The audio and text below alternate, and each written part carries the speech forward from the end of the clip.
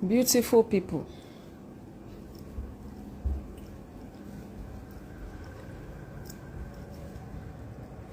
Abeg, I heard one woman carry the Bible and the kí ló wọ́n lu agogo. Ẹjọ́ mọ́mì tó gbé Bible tó lu agogo tó ṣe báyìí.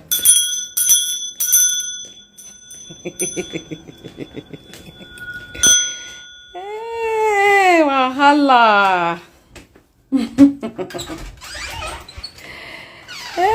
Abeg, where is that bell woman? One woman that came out with bell that was shouting tuntun and Iyabo. Mo need one kó gbọ́rọ̀. She came out. Àwọn ló rán wá. Wọ́n láwọn family. Àwọn distractions wọ́n ṣàpọ̀ lóríṣiríṣi. Wọ́n pọ̀ gan. Wọ́n jáde wọ́n gbé aago ló bá ń lo aago ló bá ṣe báyìí. Ó ní tuntun Iyabo. Ẹ má sí o ẹjọ́. Wọ́n lọ fẹ́ justice.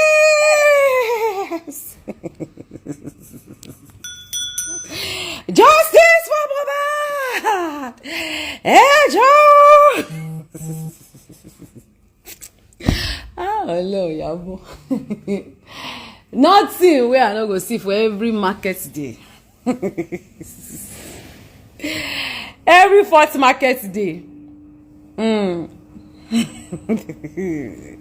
Ẹjọ́ ń gbé kíní lẹ̀.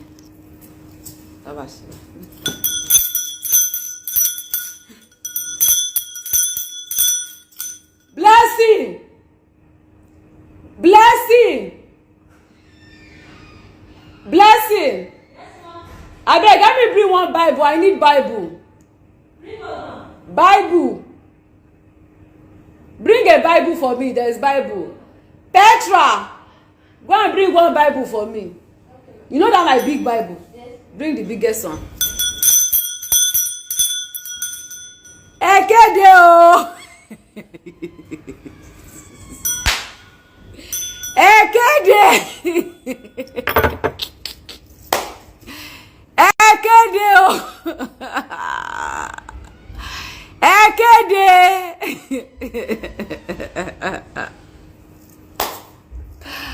Oh no. Àánú Mohbad máa ṣe mí o.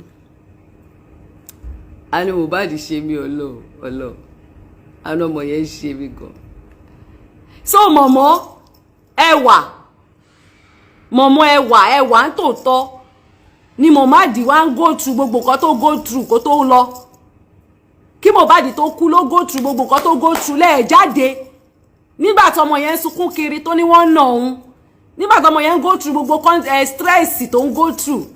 Nígbà tó ń sunkún kiri tó lọ́ fóun lómi kíní kan ṣe òun tó ṣe jáde. Kẹ́ gbé aago kẹ́ máa lù báyìí.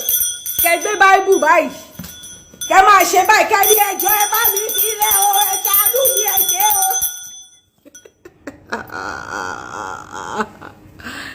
So ẹ wà ń bẹ̀. Mọ̀mọ́.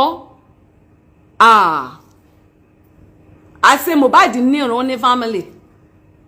Ó ní family ó níran. Ẹ wà ń bẹ̀. Lẹ jáde, lẹ bóde, kẹ́ pariwo ohùn yín loud tó yẹn mọ́ mi. Ohùn yín mà loud gan. Mo ń gbọ́ yín gan mo láti máa sún fún yẹn sẹ́yìn báyìí tí mo ń ṣe báyìí. Kò dáa. Ẹ ṣe dáadáa. Mọ́mì mi ẹ ṣe dáadáa. Mọ́msí ẹ ṣe dáadáa. Ẹ ṣe dáadáa. Lẹ́ni àdúrà aago yìí. Tó yẹ kẹ́ máa lù kí gbogbo aago ká gbogbo abiyamọ ká gbé aago jáde ká máa bá yín máa lù báyìí. Ká máa lù ṣẹ̀kẹ̀rẹ̀ ẹ báyìí ká máa ṣe báyìí pé ẹjọ́ ẹgbàá wọ ẹ fi wálẹ̀ ẹ tú wálẹ̀ o.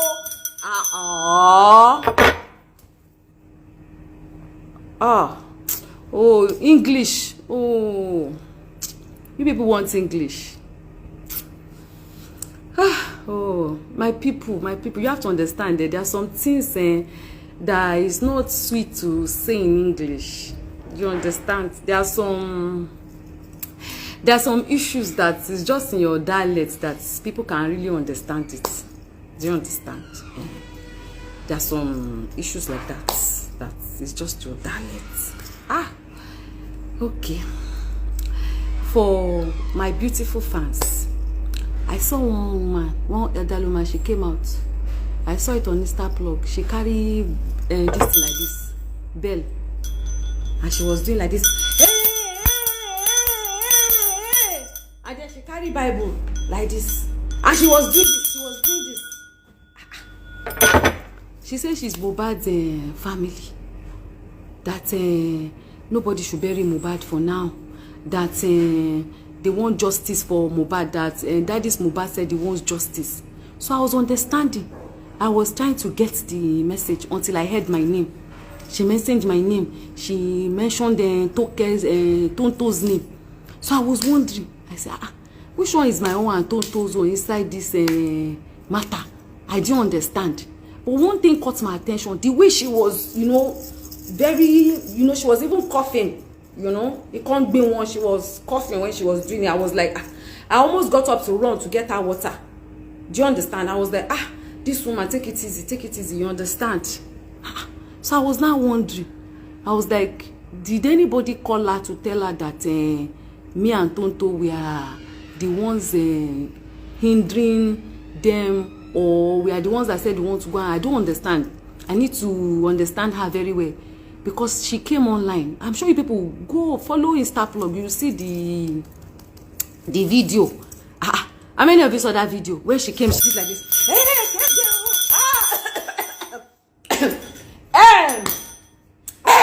She did like this. People did not see the drama. People should not tell me that you did not see the drama. She read drama here.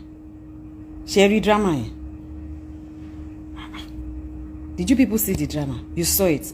She Real Love 33 says she saw it. You saw it. So I was now wondering. I was asking myself, what happened? She, in those days when we were young, when we were sleeping or we were inside the house, we hear them, Jesus is coming very soon, that they'll be doing that thing. So I was thinking that maybe she wants to preach for us that Jesus is coming very soon. But when I saw it, I was like, this is very serious. So I don't understand. Who is disturbing this woman? Who told her that we are the ones that are behind they want to bury Mohbad? I don't understand.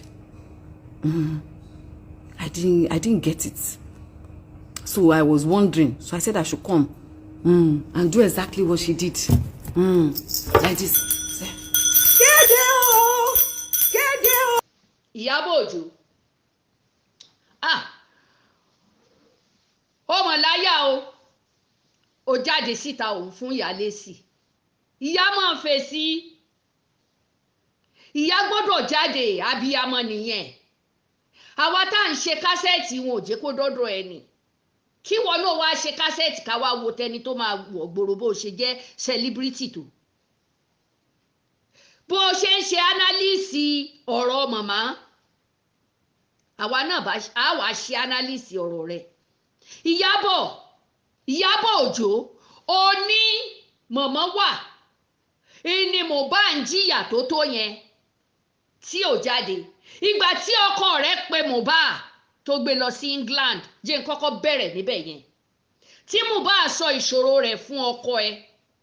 Mẹ́bọ́rí péjì Daddy Freeze ló ti wá sọ ńgbà tọ́mọ kú tán. Kọ́mọ yẹn ó tó kú, kí ló dé tí ò fi bá wa fariwo ta tó jẹ́ pé ó lówó lọ́wọ́ èèyàn ńlá ni. Kí ló dé tí ò fi fariwo ta? Ìwọ gangan tó wá fariwo ta nígbà ọmọ kú tán, ṣọ́ọ̀lù ọmọ tí wọ́n ń go through nínú ilé Naira Marley. Abéèrè níbi tó ní wọ́n ti ń nà tí màmá ò jáde. Ṣé bọ́mọ rẹ náà wà ń bẹ̀? Ó mọ fariwo ta. Ọmọ ikú tán la tó mọ̀ pé ọmọ rẹ̀ ń lọ síbẹ̀, wọ́n fún wọn ní gbómu, wọ́n fún wọn drọ́ọ̀gì mu. Ó ní tán bá fẹ́ dáná, wọ́n fi drọ́ọ̀gì sínú oúnjẹ fún wọn. Ṣé Naira Marley ló ń ṣe oúnjẹ fún wọn ní kitchen? ó béèrè lọ́wọ́ ọmọ ẹ̀ pé òun náà gba orógùn ọkà mú tó ń ro sẹ̀mó béèrè lọ́wọ́ ẹ̀ ta ló fẹ́ dáná fún un òun ló máa bọ́ sí kíṣìnì tó máa dáná rẹ̀ Ìyábọ̀ ò fẹ́ gbọ́rọ̀ ni èmi á fún ẹ lésì pẹ̀lú kán jẹ́ kíkiní yìí ó dọ́dọ̀ Ìyábọ̀ Òjó kó gbọ́n tí mo sọ Ìyábọ̀ Òjó ò lójú tì lóòótọ́ ọmọ àṣà ni ẹ aláìlé èpo lójú ni o sì pé rẹ níyà abiyamọ abiyagba ni ẹ Ìyábọ̀ ìyá ìsunkún síta torí wọn ò mọ tí ń lọ bàbá ìbẹ̀rẹ̀ sí ní sáré sọ́tún sáré sósì bàbá dídí gba Wùmí kúò lọ́wọ́ Mohbad ìfẹ́ ó ti yóò fẹ́ ó tún pe Mohbad padà ni Mohbad tún pe Wùmí padà ni mo sọ́rí Mohbad ló tún pe Wùmí padà torí ọ̀pọ̀lọpọ̀ mi ò bẹ̀rẹ̀ láti ibi tí bàbá yìí ti gbé tán interview rẹ̀ bàbá ti gba Mohbad kúò lọ́wọ́ Wùmí ńṣe ni Mohbad tún tẹ̀sí ẹ̀ ó tún pè padà ó dẹ̀ wá ó tún padà sọ́dọ̀ ẹ̀ tí bàbá ó mọ̀ pé ibi tí ọwọ́ Wùmí lọ́mọ òun máa kú sí ṣé bó wà ń bẹ̀ ṣé bí wọ́n ni queen mother wọn kí ló dé tí wọ́n ò fi kọ́kọ́ fariwo ta síta kọ́mọ yẹn ó tó kú kí ló dé tọkọ rẹ̀ ò fi fariwo síta Ìyábọ̀ ó gbọ́ ìyáláyà ọ̀rọ̀ ẹ jẹ́ kíkiní yìí ó dọ́dọ̀ Ìyábọ̀ Òjó ẹni Ìyá Cassette ló bá sọ ọ́ mo ń retí èsì ẹ kẹ́mi pẹ̀lú rẹ̀ kájọ mọ́ fúnra wa lésì mi ò gbọ́ òyìnbó ṣùgbọ́n mo ní broken English tó jẹ́ pé tẹ́mi náà bá fọ̀ èmi ò fi eyín ike sẹ́nu o débi tó máa fàyọ irọ́ artificial ni ó dúdú o ó funfun o ó pupa o wà láìtàlá eyín lẹ́yìn ọmọ jẹ́ mi ò parọ́ kankan lára mi bí mo ṣe darúgbó tó yìí Ìyábọ̀ ìwọ láti máa fún mọ̀mọ́ lésì ipò ó gbọ́dọ̀ láago torí ẹ̀yin ọ̀dàlẹ̀ ẹ ti fọmọ ọlọ́mọ pawó awítán ìyá Mohbad olórí fúfú yẹ ìwà mi lórí àga bí aṣẹ́wó Òṣòdì ìyá Mohbad bẹ́ẹ̀ mo sọ queen mother Ìyábọ̀ Òjó ó queen mother o ṣáìzì mother ni ẹ èmi fẹ́ dá èsì mọ̀mọ́ padà fún ẹ ṣáìzì mother ṣáìzì queen ni ẹ you are not a good queen mother Ìyábọ̀ Òjó who dare you god damn it tiẹ ìwọ àti ta ni ìwọ fẹ́ fún ìyá lésì ẹgbẹ̀rún ìyá máa dìde sí ẹ ẹgbẹ̀rún ìyá ó máa dìde sí ẹ káwọn ọmọ kan ọmọ gbà fẹ́yìn celebrity mọ́ yes àwọn obìnrin abiyamọ ti dìde láti Kenya láti gbogbo ẹ̀ lóríṣiríṣi láti ìlú èbó wọ́n ti ń fohùn ránṣẹ́ wàá gba ohùn ẹ níbẹ̀ wàá gba èsì ọ̀rọ̀ níbẹ̀ Ìyábọ̀ Òjó aláìlójú tí ọwọ́ ara ẹ wọ́n ń wú ẹ láwòsùn kún òun wúra rẹ láwò rẹ rìn ìwọ ń rẹ́rìn ìyá ò ń gbọ̀n ó wo bí tí ìyá ìbàdé ni tó bá ilé rọ́jú bá débi tí ìyá ìbàdé tó fi ń sunkún abiyamọ síta wàláì máa dúpẹ́ lọ́dọ̀ Ọlọ́run lórí àwọn ọmọ tiẹ̀ náà ẹbí Mohbad ni ṣebí tí Mohbad bá sọ síta la máa gbọ́ àwọn yòókù tán wà lọ́dọ̀ Naira Marley ṣékú pa wọ́n ni àwọn náà níyà mo béèrè lọ́wọ́ ẹ̀ ń bo ló wà ọmọ tó lọ rèé gbé arọ tó lọ gbé nílé ìyá ẹ̀ tó tún wá gbé kọ́ Naira Marley lọ́rùn ṣé kò níyà ni ṣebí wọ́n ló lọ ṣe ìyá ẹ̀ wá kí ló bá bọ̀ ń bẹ̀ ẹ̀tẹ́ ló máa tẹ́ kiri Ìyábọ̀ Òjó wàá tẹ́ wàá fi àtẹ́tẹ́ dì béèrè lọ́wọ́ ìyá ẹ̀ blogger tó ń gbáwájú tó ń gbẹ̀yìn ẹ̀yin ti fọmọ gbowó ẹ̀yin wá lọ sọ fún ìyá ọmọ pé kó wá sunkún síta nísìnyí wá ń dìfẹ́ǹdì ara ẹ̀ pé so ìṣèwọ̀ ló ní kinní kan ní àwọn TV gbé jáde wípé Ìyábọ̀ Òjó àti Tonto Dike fẹ́ gba òkú o wọ́n fẹ́ sin òkú níbo ojókù fámílì ẹ̀ sójókù fámílì ariwo tó ta síta ó fi gba millions ni ńbo lowó náà wà ẹ lọ fi sanwó sẹ́mẹ́tìrì àbíbo ni wọ́n ṣe ń pè kásikẹ́ẹ̀tì yín àfẹ́ gbogbo ayé adáwó kásikẹ́ẹ̀tì fún bàbá Mohbad ẹ ṣe rí owó tẹ ní kíyà Mohbad ó máa gbà yẹn kó máa gbà kó fi máa jà fún ọmọ rẹ̀ ó máa fi wo àìsàn ni o. Mohbad gba gbogbo ẹ̀ tán lọ́wọ́ ẹ̀ pọ́ àwa náà ṣọ́ọ̀ṣì ló yọ sí òun tó bá wá kúrò lórí ìyá ẹ̀ tán tó ń bọ̀ lórí yín lórí ìwọ queen mother torí ó dalẹ̀ ọkọ ẹ̀ dalẹ̀ Ìyábọ̀ ọ̀dàlẹ̀ queen mother ni ẹ́. Ìyá Cassette ló sọ̀rọ̀ o jọ béèrè mi gbogbo àwọn ẹni tán interview rẹ̀ yẹn wọ́n mọ̀ mí wọ́n mọ bí tí mò ń gbé.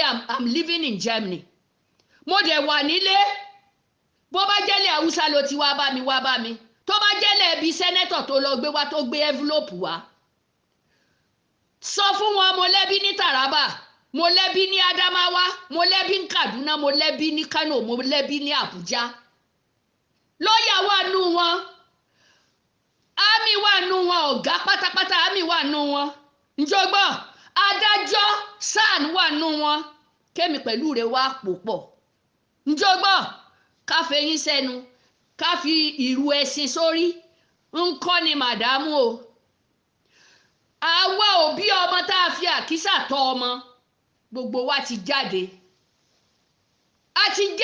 a ò rìnrìn ranù lọ ọmọ ló gbé àwa wá sí bíbá ìwọ ta ayé ọmọ rẹ lọ sínú òtútù ní ìjọ lè dúró sínú òtútù. àwọn gómìnà ò jọ ọ́ lójú sẹ́nẹ́tọ̀ ò jọ ọ́ lójú IG ò jọ ọ́ lójú kọmíṣánná ò jọ ọ́ lójú ta ni ọ́ Ìyábọ̀ you are no more somebody. fún ìyá lẹ́sìn kọjá àyẹn kó ríran wò àìmọye ìyá ló máa fún ẹ lẹ́sìn ẹ̀jẹ̀ kíkiní yìí dọ́dọ̀ Ìyábọ̀ Òjó ẹ jẹ́ kó yí káàkiri lẹ́lẹ̀ ẹjọ́ torí Ọlọ́run Cassette lèmi máa ṣe ni o ń ló fà ìwọ náà ṣe ohun kó gbé ránṣẹ́ sí mi kó jẹ́ sí fún ẹ ibi wọ́n bá rí kán gbé sí wọn bá gbé sórí YouTube máa stand pẹ̀lú ẹ gidigba má wulẹ̀ pẹ́jọ́ jẹ́ kémi pẹ̀lú rẹ̀ ó jọ máa ṣe kọ́mẹ́dì kó ríran wò máa fi Haúsá ṣe kọ́mẹ́dì pẹ̀lú ẹ máa fi Yorùbá ṣe kọ́mẹ́dì pẹ̀lú ẹ máa wá tún mú ilẹ̀ Niger máa tún fi ṣe kọ́mẹ́dì máa tún fi Ghana ṣe kọ́mẹ́dì fún ẹ ǹjọ́ gbọ́